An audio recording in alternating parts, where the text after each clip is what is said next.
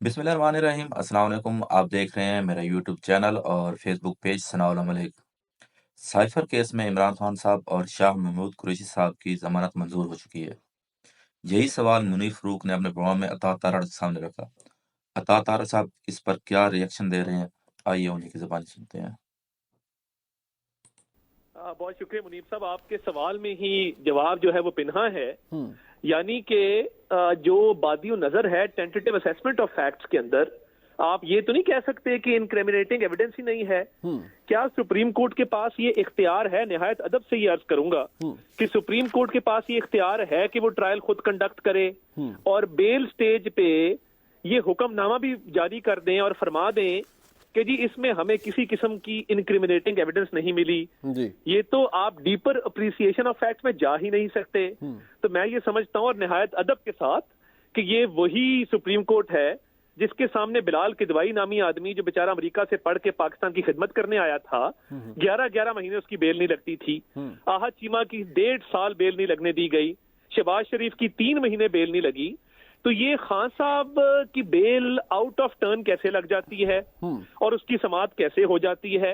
اور عام شہری جن کے کیسز کئی مہینوں سے پینڈنگ ہیں، یہ لائن جمپ کر کے، یعنی ایک لائن لگی ہوئی ہے، کیوں جمپ کر کے خان صاحب پہلے آ کے کھڑے ہو جاتے ہیں؟ اچھا، اور چلے مان لیا آپ نے ان کو پہلے کھڑا کر کے تو ان کا کیس پہلے سن لیا، مگر اب ایک سیشن جج جو آفیشل سیکرٹس ایکٹ کے تحت آپ کا ٹرائل کر رہا ہے، اس بیچارے کی پسلی ہے کہ وہ 3 سپریم کورٹ کے ججز کے حکم نامہ آنے کے بعد اس ٹرائل کو فیئرلی کنڈکٹ کر سکے، غیر جانبداری کے ساتھ کنڈکٹ کر سکے، انصاف کے اصولوں کے مطابق کر سکے۔ اور جو آج سوالات ہوئے، میری عقل دنگ رہ گئی ہے کہ اطہر من اللہ صاحب جیسا، جن کے لیے میری بڑی رسپیکٹ ہے، وہ بڑے سول رائٹس کے چیمپئن ہیں، وہ پوچھ یہ رہے ہیں کہ یہ اوریجنل سائفر تھا۔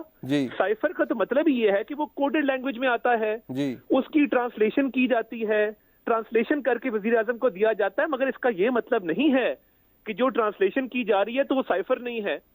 سائفر کو ڈی کوڈ کر کے بھیجا جاتا ہے اور وہ آفیشل سیکرٹ ایکٹ کے زمرے میں اس لیے آتا ہے کہ اس میں ایسی معلومات ہوتی ہیں جو آپ بطور وزیر اعظم کسی کو کمیونیکیٹ نہیں کر سکتے۔ بٹ طارق صاحب، یو لائک اٹ اور ناٹ، بٹ پیراگراف 6 کے اندر عدالت نے لکھ دیا ہے کہ we find that there is no sufficient incriminating evidence or material available at this stage. اور انہوں نے یہ بھی لکھا ہے کہ we therefore are of the tentative opinion that there are not reasonable grounds for believing at this stage that the petitioners have committed the offence punishable. Rather انہوں نے یہ لکھا ہے کہ there are sufficient grounds for further inquiry into their guilt of the said یعنی offence. پورا case ختم کر کے کہہ کے کہ انہوں نے کچھ نہیں کیا، مگر پھر بھی آپ اس کو دیکھ لیں۔ یہ تو دیکھیں نا، یہ تو اسی طرح ہے کہ ایک ایس پی اپنے تھانے دار کو نیچے کہے کہ یار یہ ملزم بے گناہ ہے، مگر پھر بھی انہوں دیکھ لیں ذرا۔ اچھا جی، یہ مطلب یہ جنگل کا قانون۔ میرے ساتھ رہیے گا طارق صاحب۔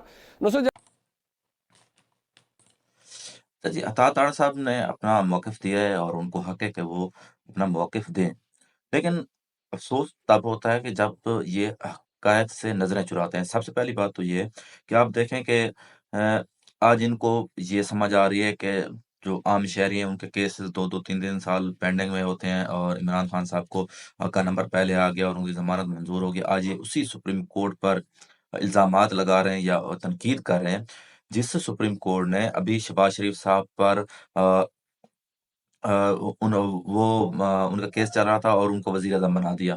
اس پر فرد جرم عائد ہونی تھی شہباز شریف صاحب پر، اور ان کا جو کیس تھا وہ بھی چل رہا تھا، اور ایک دم سے وہ وزیر اعظم بن گئے۔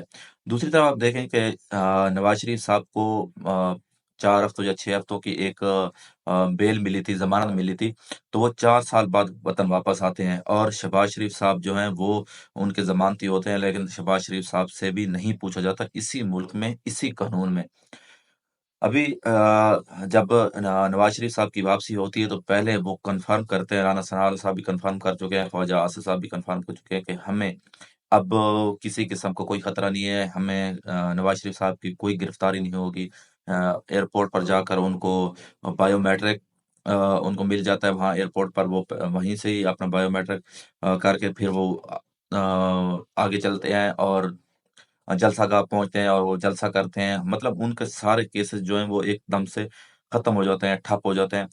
ایمن فیلڈ کیس جو ان پر چل رہا تھا، آپ دیکھیں کہ وہ 4 سال انہیں اسی ایون فیلڈ میں رہے جس کا ان پر کیس چل رہا تھا، اور اب نیب کے پاس کوئی ثبوت بھی نہیں ہے۔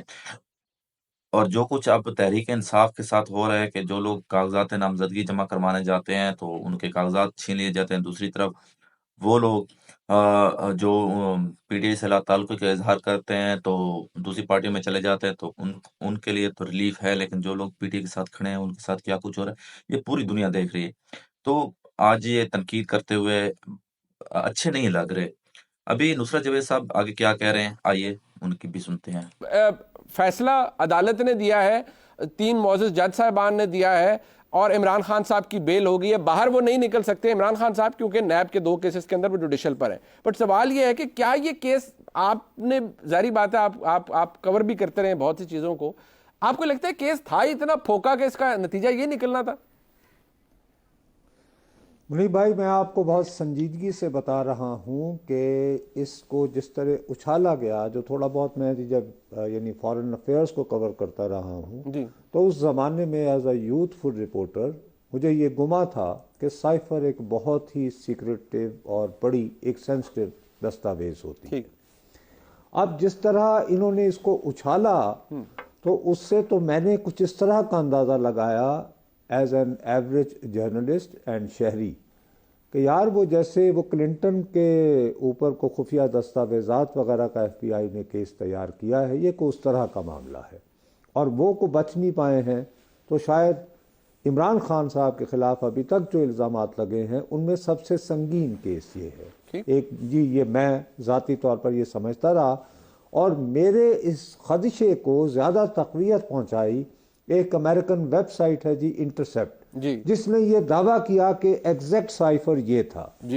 اب اس کے بارے میں U S spokes person state department کی، وہاں کی وزارت خارجہ کے اسپوکس پرسن سے پوچھا گیا کہ یہ ویب سائٹ نے دعویٰ کیا ہے کہ امریکی وزارت خارجہ کے افسر ڈونلڈ لو نے یہ بات جو ہے پاکستانی سفیر سے کی تھی، واٹس یور کامنٹس، اس کے متن کے بارے میں کیا خیال ہے؟ تو اس ترجمان نے کہا کلوزش۔